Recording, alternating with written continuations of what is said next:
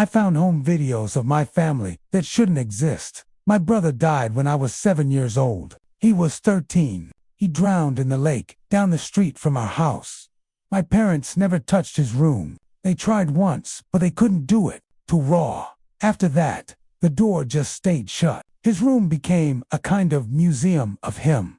That was 11 years ago. His room still looks the same.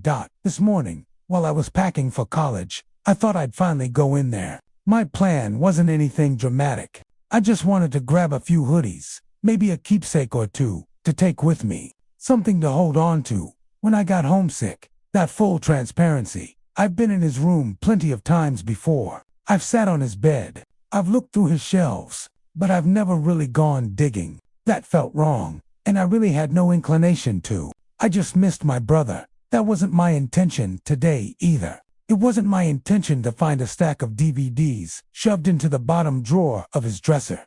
There were 3 of them, just labeled 1, 2, and 3. The only DVD player in the house is still hooked up to his old TV. Everything else went streaming years ago. For a minute, I told myself not to do it. They weren't mine. They probably didn't matter. I picked up some of the items I had collected, put the DVDs back in his drawer, and returned to my room. Tonight, they started calling to me. I know how that sounds. I know you're thinking it was just my curiosity eating at me, but it wasn't like that. It felt physical, a pull in my chest, so I crept back across the hall, slipped into his room, locked the door behind me so my parents wouldn't hear. And I put in the first DVD. That it was a home video. I didn't even know we had any. I don't remember my parents ever owning a camera. The video starts with static, then clears just enough to show something. The picture is muddy, warped. It could be the living room, but the furniture looks wrong. Everything is too big or too small, shifting every time the frame jitters. Sometimes it almost looks like a bedroom. Sometimes, like a hallway.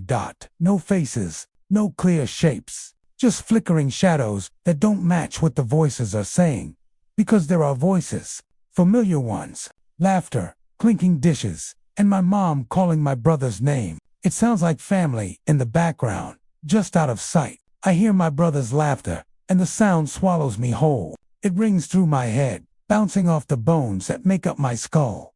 Then, beneath it is another voice, low, deliberate, close enough that you couldn't miss it. You haven't noticed yet. Then the video cut off, just like that. I scrambled to replay it, not even thinking about the other 2 discs still stacked under the TV. I just wanted to hear him laugh again. That laugh. I tried not to think about the end, though the fear of it was crawling slowly up my spine as I hit play.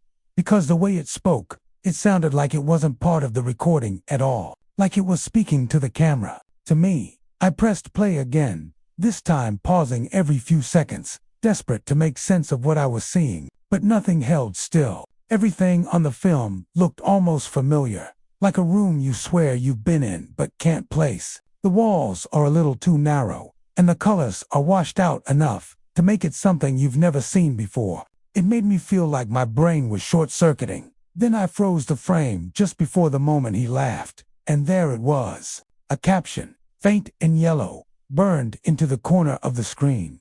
July 30th, 2015. 7 months. After my brother drowned, my first thought was that it was a glitch. It had to be. The camera must have been off by a year. There's no other explanation. I forced myself to breathe and to shove back the rising panic. Then I pressed play again. His laugh filled the room, and for a second, my fear washed away. It was just him again. He was alive, warm, present, a bittersweet rush of comfort and grief. But then the voice returned. Closer this time, wet against the microphone, broken and cutting in and out like static. You noticed, I ripped a DVD out of the player and threw it across the room. I don't even know why I did it. Adrenaline, I guess. My hands were shaking so hard I couldn't control myself. I'm trying to think of logical explanations. I want to believe there's one, but every reason I come up with feels paper thin. I just bolted back to my room and dove under the covers. Like that would help. I don't want to watch the other videos. I don't, but I can feel them pulling at me. Like they're not finished. Like I owe them something. I can't sleep. It's dark. It's late. The rain just started. The bathroom faucet always drips, but tonight it sounds so much louder. You could almost confuse it for footsteps.